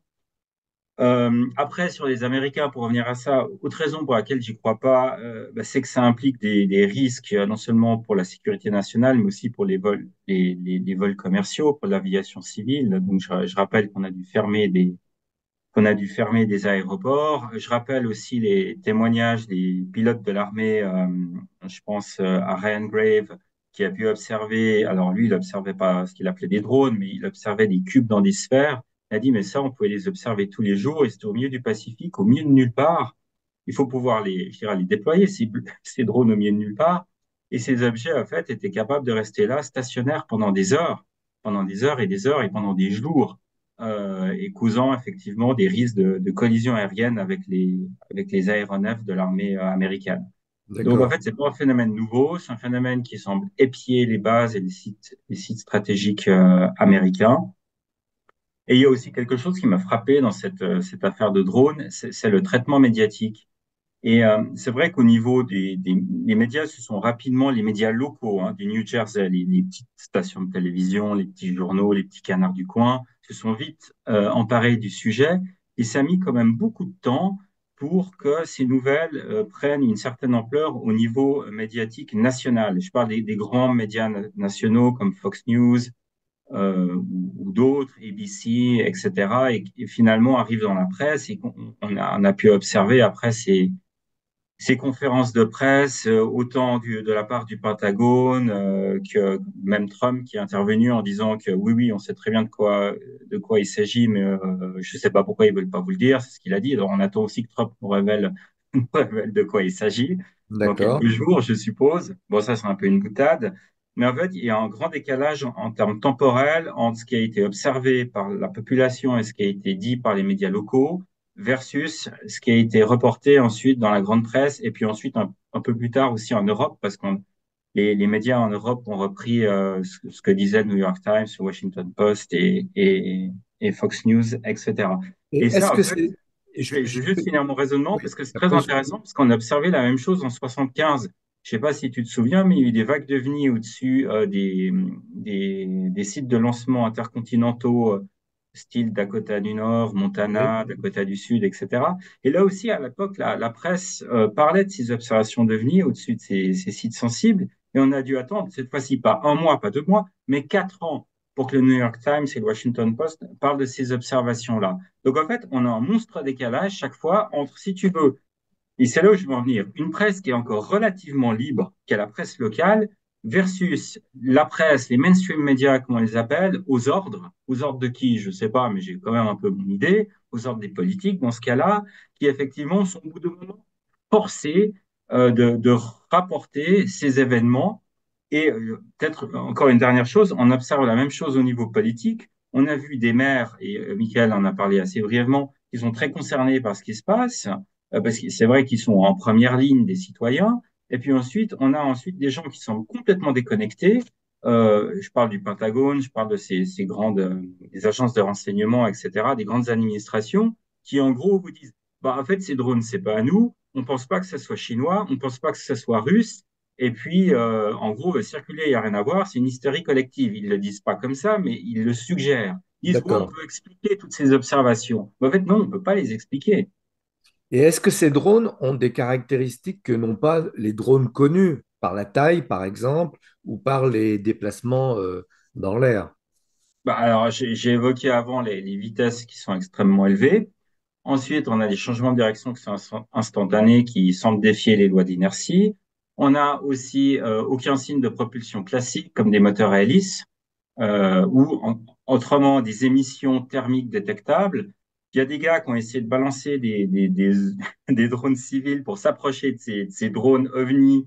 Les drones sont tombés en rab, donc les drones civils, hein, Oui, et tout à coup, toutes les piles ont été, enfin, toute l'énergie du drone a été déchargée. On a, je l'ai mentionné avant, des vols stationnaires pendant des heures, pendant des longues distances. l'absence de signatures détectables, des fréquences radio bizarres. Enfin, il y a eu plein de trucs qui ont été rapportés. Il y a aussi des gens qui ont vu leur station radio complètement déconner, un peu à la rencontre rapprochée du troisième type. Si tu as vu le film, j'en doute pas. J'ai Donc, quand vu. même, des phénomènes assez bizarres. Alors, et l'histoire du mimétisme, est-ce que ça te paraît une hypothèse qui serait admissible? C'est-à-dire que le phénomène ovni prendrait l'apparence de choses qui sont finalement assez connues des témoins. Là, ça serait des drones.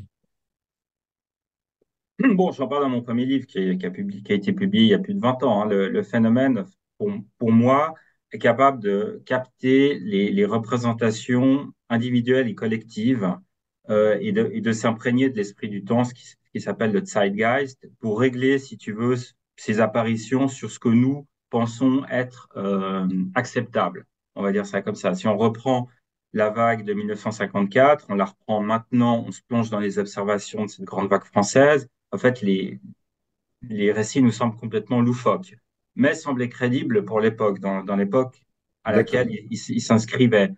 Après, on a vu aussi que au niveau de la forme, c'est assez intéressant que le phénomène OVNI suit nos évolutions technologiques. Je vais juste donner un exemple. Dans les années 80, il y a eu ces grandes vagues de boomerang au-dessus de la région de l'Hudson, hein, au nord de New York. C'était en Oui. 83, 84. En fait, c'était des boomerangs volants. Et c'était à cette époque où était développé effectivement le F-117, le B-2. C'est à cette époque où on réactualisait l'exploitation des ailes volantes qui avait été un petit peu, qui avait été explorée dans les années 40. Donc en fait, le phénomène semble suivre nos conceptions ou nos idées technologiques, mais je dirais avec ses propres capacités aérodynamiques. D'accord, d'accord. Et juste encore une chose, ce qui est intéressant d'observer, c'est qu'en fait, il y a quasiment plus d'atterrissage d'OVNI depuis au moins 40 ans. C'est quand même dingue. Maintenant, il y a beaucoup d'observations d'OVNI, beaucoup de phénomènes qui sont observés, mais en gros, ce sont des boules lumineuses la plupart du temps. On a quasiment plus de soucoupes ou peu de soucoupes. Il faudrait revoir encore les statistiques de l'ARO à ce sujet. On a quasiment plus d'atterrissage. En fait, le phénomène évolue. Et alors, Mhm. cette évolution, elle est liée quoi? À la perception parce que la culture des témoins évolue aussi. Et est-ce que les témoins projettent finalement une partie de la culture populaire, ou est-ce que ce phénomène est en train de changer, on va dire, de stratégie par rapport à son approche? À mon sens, bon, j'en parle longuement dans le premier livre, mais l'un nourrit l'autre, en fait. C'est ma théorie, mais ce serait trop long à développer là. Nous, je pense qu'on nourrit c'est un phénomène qui est relié à la conscience. C'est ce qui m'a amené à diriger l'ouvrage Devenir conscience. C'est-à-dire que, si tu veux, nous, on nourrit d'une certaine manière ce phénomène qui est là, qui vit avec nous sur Terre. C'est ce que semblent penser, en fait, beaucoup d'ufologues, aux États-Unis très, très bien placé. En fait, il est là en quant après, comme on dit, il vit parmi nous, si tu veux, un peu dans une autre dimension, mais c'est pour ça qu'il se déplace pas vers nous. Il apparaît dans notre champ visuel, dans notre environnement. Il est capable de se matérialiser, mais c'est un phénomène, en fait, qui se nourrit de notre conscience, mais nous, on l'alimente aussi. Donc, on peut penser, enfin, c'est ma thèse, je pense qu'on peut penser peut penser à une forme de conscience planétaire en pensant au phénomène ovni. En tout cas, ce qui est sûr, c'est que les cas de rencontres rapprochées sont de plus en plus rares. Alors, on a quand même un de nos amis, Eric Zurker, qu'on retrouvera la semaine prochaine sur ce canal, qui lui a encore déniché quelques cas de rencontres rapprochées qui datent de 3 4 ans en arrière. Mais c'est vrai que les cas de rencontres rapprochées sont quand même de plus en plus diffus. J'aimerais avoir l'avis de Michael qui, via son site UAP Tchèque, centralise beaucoup d'observations. Qu'en est-il des cas de rencontres rapprochées? Est-ce que dans toutes les données qui sont brassées sur ton site, il y a une typologie nouvelle qui apparaît? Est-ce que ces rencontres rapprochées existent encore ou, comme le dit Fabrice, elles sont en train de devenir de plus en plus rares? Alors, tu as été un tout petit peu vite en besogne, Jean-Pierre. En fait, UIP Check, aujourd'hui, on a bien pour objectif de collecter des observations, mais, euh, mais l'outil de collecte des observations sera, je l'espère, publié dans l'année. Donc, il n'existe Bon, pas encore. Et donc, d'accord. pour l'instant, on a une base de données de ce point de vue-là qui n'existe pas encore. Mais ceci étant, je rejoins parfaitement la position de Fabrice, c'est qu'effectivement, on observe de moins en moins de phénomènes des rencontres rapprochées, tout simplement, et des atterrissages. Ça, c'est quelque chose qui a disparu globalement avec le temps. On peut le voir aussi dans la base du GEPAN, tout simplement. C'est ce que Et je veux dire. La base du GEPAN, elle contient combien de cas, la base du GEPAN aujourd'hui? alors aujourd'hui, elle a à peu près 9000 témoignages, 9500. On doit pas être loin de 4000 cas. Ouais. Et Les rencontres rapprochées, c'est quel pourcentage? ça doit être bien faible. On doit être à moins de 0,5%. Là, j'ai pas fait la statistique, tout simplement parce que elle n'est pas directement fléchée, mais on pourrait l'extraire. Il faudrait demander au D'accord, GEPAN de l'extraire. Alors, d'accord. ceci étant, il y a un autre aspect qui joue, c'est ce qu'on appelle la colline de l'étrangeté. C'est-à-dire que quand un phénomène est très étrange et qu'il est observé par un témoin, c'est quelque chose que Jacques Vallée, effectivement, raconte, et c'est quelque chose on observe aussi dans les données du GEPAN.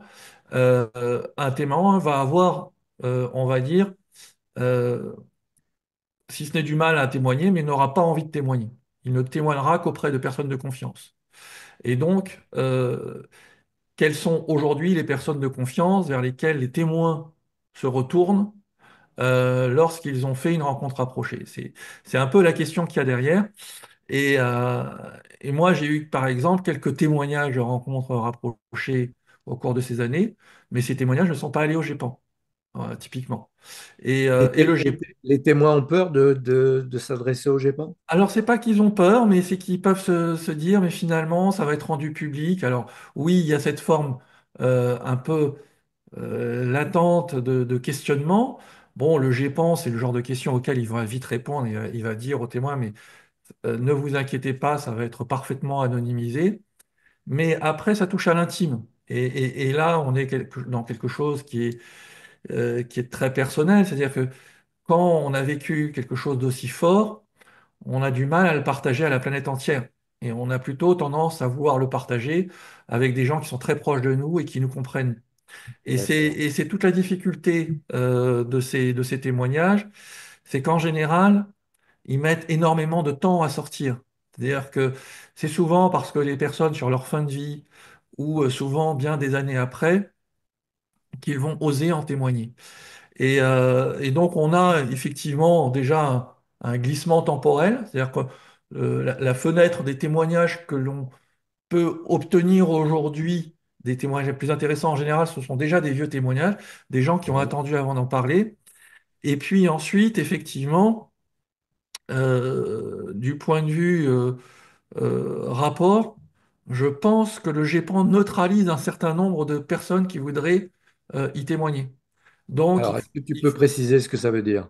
neutraliser au sens, les gens ne vont pas oser, et en se disant, soit ils vont lire sur Internet des choses sur le GEPAN, vraies ou fausses, peu importe, mais qui vont les refroidir. Et il faut que les gens, pour pouvoir soient capables de raconter leur histoire, ils aient à 100% confiance. Si on commence à lever des doutes ou des objections sur une organisation qui va enquêter sur eux et qui risque d'enquêter de façon approfondie, on peut imaginer que les gens, effectivement, aient quelque part un peu peur. Et donc ça, très clairement, c'est un frein. Donc vers qui aujourd'hui les gens vont témoigner quand ils font des rencontres rapprochées? Est-ce qu'on a des organisations sérieuses en France? C'est toute la question aussi, parce que si vous voulez, quand on regarde, par exemple, des statistiques, et si on veut regarder des vagues d'observation, eh ben, ce qu'on va voir, si on regarde juste les statistiques du GEPAN, on ne verra pas les vagues d'observation d'OVNI, on verra tout simplement les années pendant lesquelles le GEPAN a été bien financé. Parce que plus D'accord, une organisation a de moyens pour collecter, plus elle va pouvoir trouver des cas, va pouvoir mettre des enquêteurs sur le terrain et va pouvoir effectivement aller jusqu'au bout des enquêtes. Parce que l'autre problème derrière, c'est qu'effectivement, on va collecter des témoignages, il faut pouvoir les vérifier, donc il faut pouvoir envoyer des enquêteurs. Et ça, malheureusement, aujourd'hui, peu d'associations en France ont les moyens de le faire. Donc on se retrouve, j'ai envie de dire, aussi euh, je pense, avec un aperçu relativement biaisé aujourd'hui de la situation, entre guillemets, des manifestations en France, par exemple, parce que on n'a pas quelque part les ressources, et les ressources au sens large, associatives, suffisantes pour pouvoir enquêter, pour pouvoir faire en sorte que les gens ils aient confiance et viennent témoigner. Et je Alors, suis sûr que vous avez tous individuellement des histoires de rencontres quasiment, si ce n'est rapprochées, mais en tout cas assez fortes, et des gens qui n'auront pas été témoignés au GEPAN. alors, je confirme ce que tu dis, parce que chaque fois que je fais une conférence, j'en fais quelques-unes chaque année, la question c'est, parmi vous, certains ont-ils vu quelque chose? Il y a toujours deux, trois mains qui se lèvent, et ces gens-là ne sont jamais allés se manifester auprès du GEPAN. Souvent même, ils ignorent que le GEPAN existe, et encore moins auprès de la gendarmerie. Ils ignorent que la gendarmerie a pour mission de recueillir les témoignages si on vient les voir. Et effectivement, les gens disent, oui, moi j'ai vu quelque chose, mais je ne veux pas en parler pour des raisons souvent professionnelles, parce que effectivement, voir un ovni, ça peut encore faire sourire aujourd'hui. Alors, est-ce à dire que finalement le GEPAN, dans sa mission, est un peu biaisé, puisque il a peu de témoignages qui remontent vers lui? Est-ce que ça veut dire ça? Bah, il a suffisamment de témoignages pour qu'il y ait 200 à peu près témoignages par an qui lui remontent. Le GEPAN est limité de toute façon euh, dans sa capacité opérationnelle par les moyens dont il dispose. C'est-à-dire qu'il y a un certain nombre de personnes qui y travaillent, mais au-delà de ça, le GEPAN ne peut plus traiter les cas qui lui arrivent. Et on sait très bien qu'il ne voit que la partie émergée de l'iceberg. C'est-à-dire qu'à un moment donné, il y a peut-être 5% des personnes qui témoignent au GEPAN, et encore je suis généreux, mais la grande et l'écrasante majorité des personnes ne vont pas témoigner. Et en plus, quand tu dis qu'il y a 200 cas qui remontent par an, sur ces 200 cas, la plupart sont éliminés parce qu'il y a une explication qui est trouvée aussi, c'est ça? Enfin, ça ne veut pas dire qu'ils sont éliminés, ça veut dire qu'on en tient compte, c'est-à-dire qu'il y a une enquête, mais c'est vrai qu'ils sont... alors, on a à peu près, je crois, aujourd'hui, 30% de classification A et à peu près aussi 30% de B. Voilà, donc on est à peu près Les sur cas 60. expliqués, hein, précisons. Voilà, Les cas A, ils A sont et B qui sont expliqués, expliqués. et B, Et il reste quand même, malgré tout, aujourd'hui, à peu près 3%, un peu moins de 3% de cas D au GEPAN sur la durée. C'est-à-dire, donc les cas D, c'est les cas totalement inexpliqués, voilà, c'est-à-dire que vous allez trouver à peu près environ 150 cas inexpliqués dans la base du GEPAN aujourd'hui. Un peu c'est moins, déjà pas mal. probablement. Alors, moi, j'aimerais repasser la parole à Fabrice. Toi qui as aussi étudié, on va dire, le phénomène par le terrain, penses-tu que les témoignages aujourd'hui sont un peu noyés dans la culture populaire qui est nourrie de films de science-fiction, de films de super-héros? Est-ce que tout ça, finalement, apporte une perturbation dans les témoignages?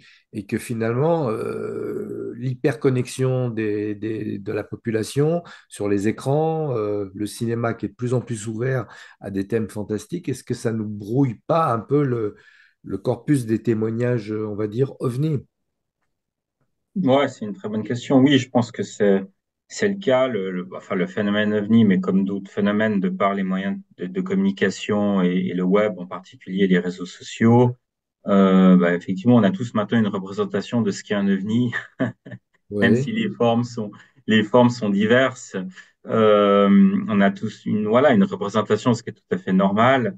Et ça a tendance, à mon avis, à brouiller ou à créer des attentes ou à colorer des observations. Donc, des gens peuvent voir des choses totalement normales, mais de par leur représentation prosaïque, hein, dans le sens prosaïque, et puis de par leur représentation, y voir des ovnis, ou voir des ovnis et puis colorer ça d'une manière à ce que ça leur rappelle des films ou des séries ou des vidéos qu'ils auraient vues sur YouTube ou autre. Je pense que ça colore et c'est pour cette raison que des témoignages comme celui de Roua, tu sais, au Zimbabwe, là, hein, l'école d'Ariel, quand on a eu cet ovni qui a atterri, c'était en 94 devant une soixantaine d'élèves. Et la plupart des élèves n'avaient jamais été exposés à la culture de masse, à la culture de la science-fiction, etc., sur les ovnis, et ben, eux, ils ont pu décrire des grilles et une communication télépathique avec ces entités.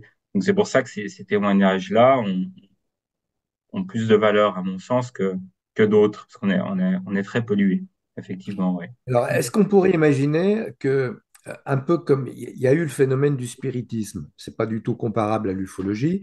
Le phénomène du spiritisme, il est né au 19e siècle et au début du 20e siècle, il a commencé, on va dire, un petit peu à ralentir. Il y avait des cercles spirites de partout, les gens prétendaient communiquer avec les défunts, ils faisaient des photos de fantômes, de choses comme ça, et brusquement, le phénomène du spiritisme, le mouvement du spiritisme a un peu disparu. Aujourd'hui, c'est quasiment complètement rangé dans les archives. Est-ce que le phénomène ovni ne pourrait pas subir aussi une sorte d'érosion et être remplacé par autre chose? Alors, je ne sais pas ce que serait cette autre chose, mais comment est-ce que tu vois les choses de ton point de vue de chercheur? Ouais. Alors, bon, je vais pas me positionner sur le spiritisme. C'est vrai que ça relevait d'une mode. Après, le monde des esprits, bien sûr, existe. J'en suis convaincu, des entités, etc. Mais c'est vrai qu'il y avait une mode de les convoquer, de faire tourner des tables et de faire voler des tables, des ectoplasmes, etc. Ça, c'est vrai.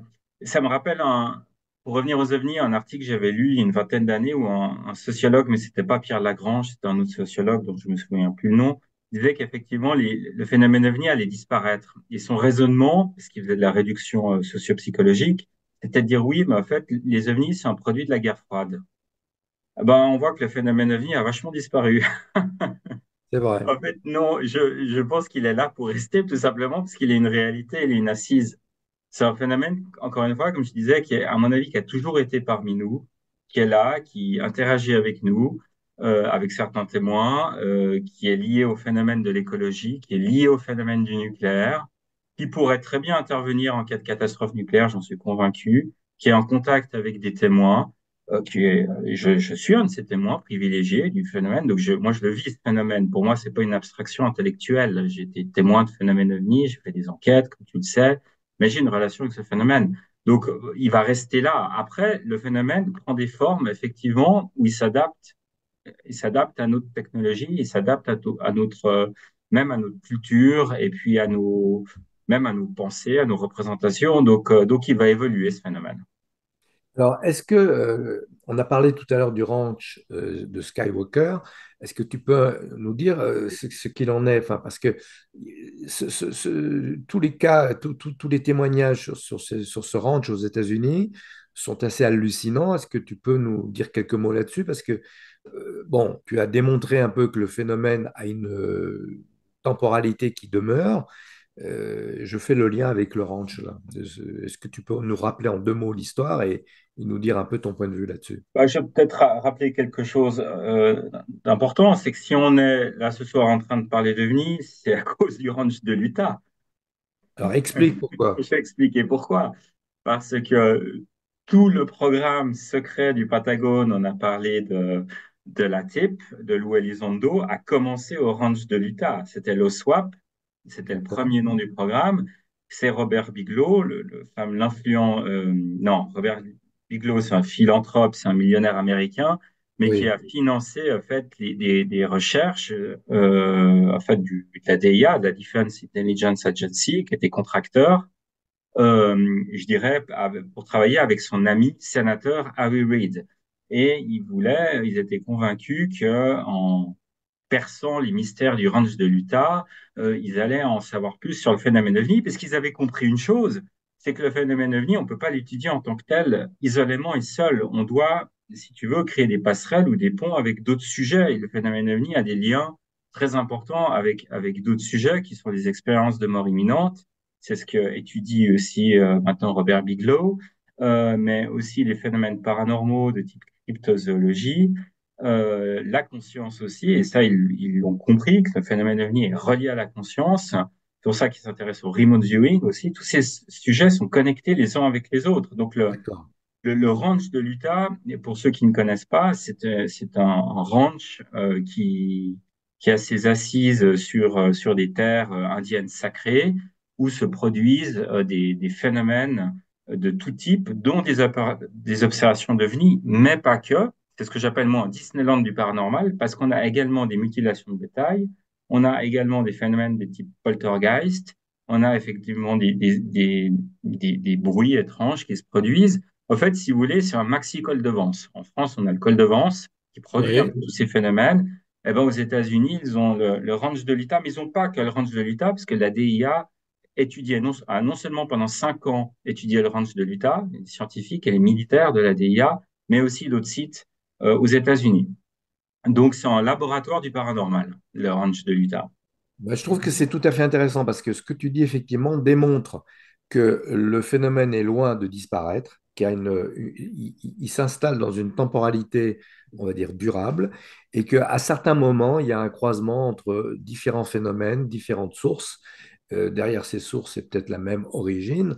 Et ce que je voudrais signaler, parce que ça, c'est un événement qui est passé quasiment inaperçu sous les radars, au mois de juillet dernier, l'Institut des hautes études de défense nationale, qui est basé à l'école militaire à Paris, d'où est issu le fameux rapport Cometa et d'où en 1976 était sorti un premier rapport sur les ovnis. Donc cet Institut des hautes études de défense nationale, l'IHEDN, en lien avec l'Association de l'armement terrestre, qui est une association qui regroupe des militaires, a fait cet été donc une conférence au sein de l'école militaire sur le sujet des PAN.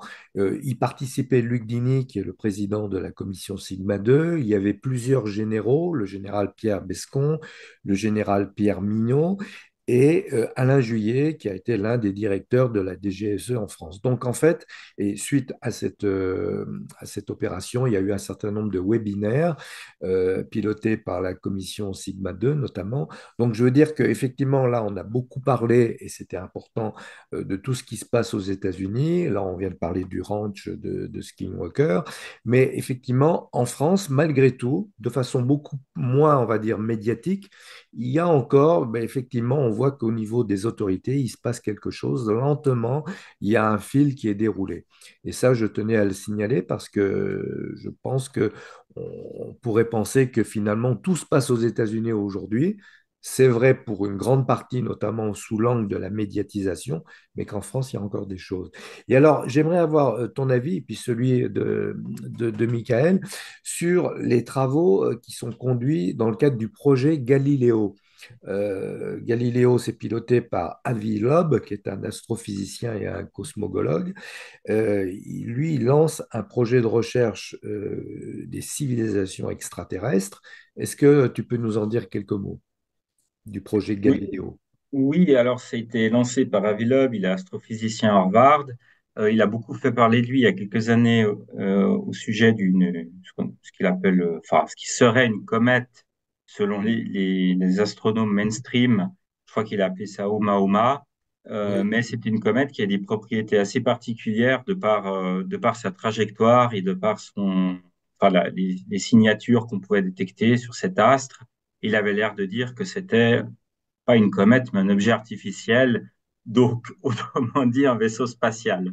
Voilà. Euh, Avilov est très intéressant parce c'est quelqu'un qui a une certaine stature scientifique et puis qui a réussi à obtenir pas mal de fonds de philanthropes pour mener des recherches afin de détecter des phénomènes exogènes, je dirais, dans notre atmosphère et puis au-delà de notre atmosphère, parce que son idée, c'est de dire que la plupart des informations sont confisquées par les militaires. On l'a vu récemment avec ce document qui a été présenté aux politiques, au Congrès, qui est Immaculate Constellation. Donc, a priori, il existerait, selon certaines fuites, un programme de détection des phénomènes ovnis à l'échelle, en tout cas des États-Unis, voire mondiale, mais avec des capteurs à très haute résolution où ils auraient obtenu des films et des vidéos montrant de manière indiscutable des ovnis évoluer dans notre atmosphère. Ben, Avilov dit, voilà, ces informations sont confisquées. Moi, je vais mettre en place quelque chose de civil, parce que le ciel n'appartient pas aux militaires, il appartient à tout le monde. Et puis, je veux pouvoir, de cette manière, prouver l'existence de ces phénomènes. Et il a pu récolter, je crois, plusieurs millions. Il a un site qui s'appelle Galileo, Galileo Project. Et puis, il est à la recherche de tous ces objets interstellaires, ces formes de vie et de technologies extraterrestres. Il a mené aussi, il y a à peu près un an et demi, une expédition, je crois, vers la Papouasie-Nouvelle-Guinée pour essayer de récupérer des sphérules, des petites sphères dans la mer qui seraient, en fait, qui auraient pu être des fragments d'un ovni qui se serait écrasé en mer. Il les a fait analyser, effectivement. Alors, il n'y a rien qui est vraiment sorti de cette expédition, me semble-t-il, mais j'ai pas suivi jusqu'au bout. En tout cas, des choses vont se passer. Il va rendre public des informations ces prochains mois et je pense que ça vaut la peine de le suivre pour ceux qui ne le connaissent pas. En tout cas, c'était important, oui, effectivement, d'en parler. Bon, on arrive vers la fin de l'émission. Michael, par rapport à ton site UAP Tchèque, qui, à mon avis, est quand même un site qu'il faut absolument consulter. Alors, effectivement, tout à l'heure, j'avais mis un peu la charrue avant les bœufs, parce qu'à l'époque, tu m'avais parlé de ce programme qui pourrait recueillir quasiment en direct toutes les observations qui se passeraient. Est-ce que le site UAP Check, par rapport à toutes les informations quand même que tu publies, que tu analyses, permettrait de faire un peu une prospective sur l'année 2025 en termes d'ufologie? Est-ce qu'on est dans une phase où on sent que la révélation est vraiment en marche? Est-ce qu'au niveau français, ça pourrait bouger? Est-ce que tu as des signaux faibles que tu aurais, j'allais dire, capté au sens médiatique du terme, et qui permettrait d'avoir une vision de comment vont se dérouler les prochains mois? Alors, c'est pas de la prédiction, hein, c'est de la prospective, de l'analyse. J'aimerais avoir ton point de vue. Et ça va être très modestement un point de vue personnel. Euh, je pense que beaucoup de personnes parlent de divulgation, d'un processus de divulgation. Alors, on peut s'interroger s'il est actif, c'est-à-dire s'il y a des personnes qui effectivement ont un programme de divulgation, ou s'il est d'une certaine façon passif, c'est-à-dire que les militaires et ceux qui sont soumis à la pression du public et des politiques essayent de suivre. Et finalement, on a un processus de divulgation qui est quelque part émergent. Et moi, je pense qu'effectivement, il y en a encore pour quelques années. Je ne suis pas aussi optimiste. Il y en a qui parlent de 2027. Euh, je pense qu'effectivement, il va se passer plein de choses. C'est-à-dire qu'on va avoir, on vient de parler de Galiléo, de plus en plus de programmes qui, ça y est, enfin, on arrête de vouloir regarder à des millions d'années-lumière ou des centaines d'années-lumière, mais vraiment regarder ce qui se passe autour de la Terre. Donc les scientifiques daignent et acceptent de tourner leur télescope dans l'atmosphère et les satellites, on espère, avec la NASA. Donc, inéluctablement, ce qu'on va observer, ce qu'on va trouver, c'est que on va trouver des signaux bizarres, des signaux au sens scientifique, c'est-à-dire des données qu'on aura du mal à comprendre, de plus en plus étranges. Est-ce qu'on va trouver un signal technologique? Peut-être, d'ici quelques années. Moi, je crois beaucoup à des projets comme le SCA, qui devrait peut-être nous éclairer, le Square Kilometer Array Telescope, qui est en Oui, construction en Afrique du Sud et qui va s'étendre sur Madagascar et l'Australie. Donc, c'est un télescope virtuel immense qui aura la capacité à détecter toutes les émissions télé s'il y en avait dans un rayon de 50 années-lumière. Donc, ça fait un paquet d'étoiles. Et on est en train de mailler, de continuer à mailler, voilà, l'environnement à la fois terrestre et puis l'environnement stellaire proche. Donc, j'ai envie de dire, les scientifiques creusent leur chemin. Maintenant, il faut que les politiques creusent leur chemin. On va avec IP Check travailler cette année, continuer à travailler. On a travaillé l'année dernière au niveau européen avec un courrier d'information auprès des députés européens qui a été envoyé en fin d'année dernière avec la présence de différentes organisations. Et ça aussi, c'est important, c'est que IP Check, c'est pas simplement un président, Michael Vaillant, c'est d'abord un réseau. Et c'est d'abord un réseau d'organisations. Et c'est ça qui est important, c'est de faire en sorte que toutes ces organisations, à l'échelle mondiale et planétaire, pour moi, se tendent la main et arrivent à travailler ensemble et à partager les informations. Si chacun travaille dans son coin, bon, ben, on va continuer à faire ce qu'on a fait pendant 50 ans en ufologie, c'est-à-dire des guerres d'ego, et puis, euh, et puis à vouloir être le premier, parce qu'il y en a toujours pour ça. à celui qui peut-être démontrera quelque chose.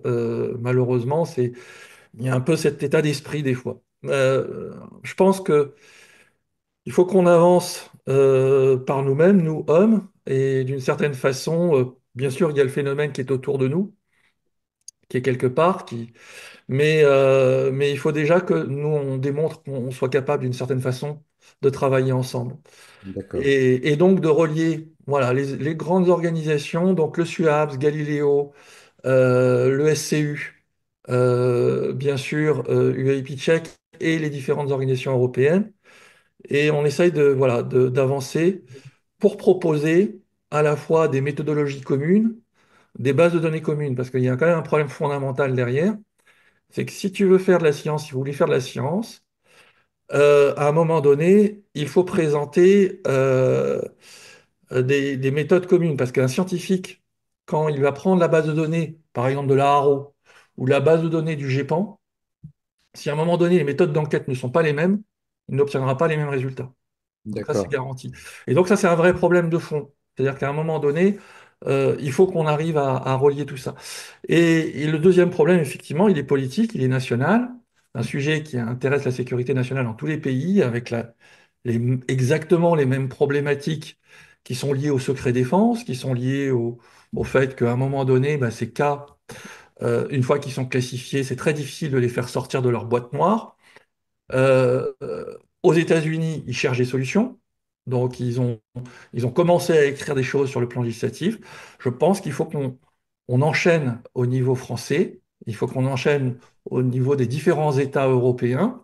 C'est-à-dire qu'on amène nos députés et nos sénateurs à réfléchir à ces questions et trouver des mécanismes pour que l'on puisse effectivement demain faire sortir des cas qui sont complètement, à mon avis, abandonnés au fin fond d'archives militaires et les faire sortir pour que les scientifiques puissent les exploiter. Donc là, pour moi, ça va être l'enjeu de nos prochains mois, prochaines années, s'il y en a un. d'accord. Michael, merci. Fabrice, je te lance la même question en guise de conclusion. En termes de prospective sur l'année 2025, comment tu vois les choses par rapport à l'ufologie? Moi, ce que je retiens de ce que a dit Michael, effectivement, c'est que pour la France, en tout cas, ça pourrait passer par les politiques. Ouais. Fabrice, ton point de vue? Euh, Ouais, je souscris pleinement à ce qu'a dit Michael, en particulier notamment sur la collaboration internationale. Je pense qu'on est trop à travailler dans notre coin. Donc, je pense que c'est important de créer des ponts entre les différents pays. Et je crois que les Américains, même s'ils adorent avoir le leadership sur tout le temps, ont l'air de commencer à s'intéresser un petit peu à ce qui se passe en dehors de leurs frontières. On a vu notamment Lou Elizondo s'aventurer au Mexique, mais qu'il n'y a pas que le Mexique ou le Canada, il n'y a pas que D'accord, l'Amérique du Nord, il y a le monde entier. Le Japon a mené a mené récemment aussi des enquêtes au niveau politique, des initiatives. Donc voilà, encore une fois, c'est un phénomène mondial, mais ça on le sait. Prospective pour 2025, bah, il y aura de toute façon des rapports gouvernementaux qui vont sortir parce que l'ARO se doit de par ses engagements publier des rapports. Donc j'attends personnellement pas grand-chose de l'ARO. Pour moi, on est plus sur une plateforme de relations publiques que sur une véritable plateforme d'enquête et qui est transparente. Et puis, ouais, je dis ça, je suis encore gentil.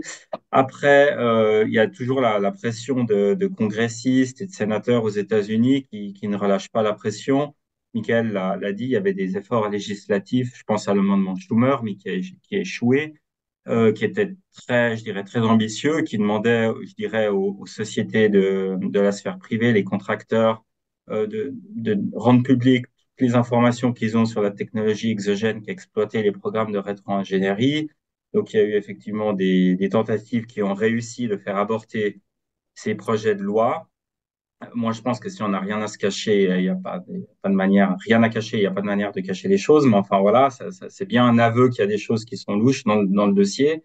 Donc, je pense qu'il faut que ce qu'on observera, c'est, c'est ce maintien de la pression du public, même d'organisations civiles qui existent. Je pense à l'organisation qui est gérée par l'avocat Sheehan aux États-Unis, mais aussi par le monde politique, bien sûr. Je pense à Luna et puis surtout à Burchett, mais d'autres aussi, Markovitch. Euh, je pense qu'aussi on a enfin les avions de chasse, etc., l'équipement militaire. Il y a de plus en plus de capteurs qui sont avancés. En fait, je pense aux radars quantiques, je pense aux satellites qui sont dotés d'intelligence artificielle. Donc, on a toujours plus de moyens de capter ce phénomène. Vous vous souvenez peut-être des Five Observables de Lou Elizondo. Lou Elizondo disait, voilà, des recherches que j'ai faites, il y a 5 manières de catégoriser un vrai phénomène ovni. Il parlait des accélérations instantanées, de la vitesse extraordinaire, mais il parlait aussi de cette furtivité. C'était un des 5 observables du phénomène ovni. C'est un phénomène qui est très furtif. Ben, on a des capteurs qui sont toujours plus fins et qui nous permettent maintenant toujours plus de détecter ce phénomène ovni. Je pense que le tic-tac, par exemple, qui a été filmé lors de l'incident du Nimitz, n'aurait pas été filmé il y a 30 ou 40 ans par une autre technologie. On a des capteurs qui sont toujours plus fins. Donc j'attends aussi quelque chose de ça, personnellement. Ensuite, je pense toujours au mouvement citoyen. C'est vrai qu'il y a de plus en plus de vidéos, il y a de plus en plus de témoignages qui sont publiés. Après, toute la difficulté, c'est de trier le bon grain d'ivraie, comme on dit. Donc, il y a un gros travail. C'est comme dans l'affaire des drones, hein, comme l'a noté Michael. Il y a beaucoup de bruit pour un peu de signal, mais on a quand même des documents de qualité qui sortent. Et puis, je pense il y a toujours, il faut continuer cet effort de déstigmatisation du phénomène OVNI. Peut-être qu'aux États-Unis, ils vont renforcer toutes ces lois de protection des lanceurs d'alerte.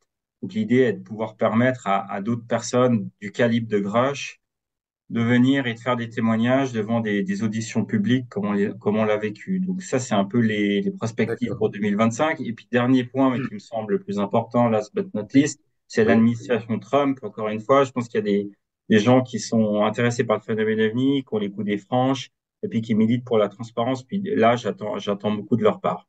D'accord. Bon, Fabrice, merci. En tout cas, si je synthétise vos deux remarques, les tiennes, Fabrice, et celles de Michael, d'un côté, il faut s'appuyer sur la posture des politiques et de l'autre côté, sur l'avancée de nos technologies qui va permettre de pouvoir effectivement continuer à apercevoir ce phénomène et peut-être aller vers un contact. En tout cas, Très merci à bien. vous deux. On remercie aussi Jocelyn qui lui, est resté que durant la première demi-heure. Donc, je rappelle à tous nos auditeurs que la semaine prochaine, le jeudi 23, nous recevons Philippe Guillemant, physicien, et Éric Zurker, historien, pour leur dernier livre, Hyperphysique des ovnis. C'est un livre absolument passionnant. J'ai commencé à le lire. C'est un gros pavé qui fait pas loin de 380 pages, qui se présente sous forme d'un dialogue entre le physicien et l'historien, et des cas nouveaux, des cas de rencontres approchées d'ailleurs sont mis en exergue dans le livre, enquêté par Éric Zurker, et ce sera tout à fait passionnant, donc le 23 à 20 heures. Merci à tous et on vous retrouve à très bientôt sur le canal de Vertical Project. Bonne soirée, Merci. à bientôt. Bonne soirée. Bonne soirée.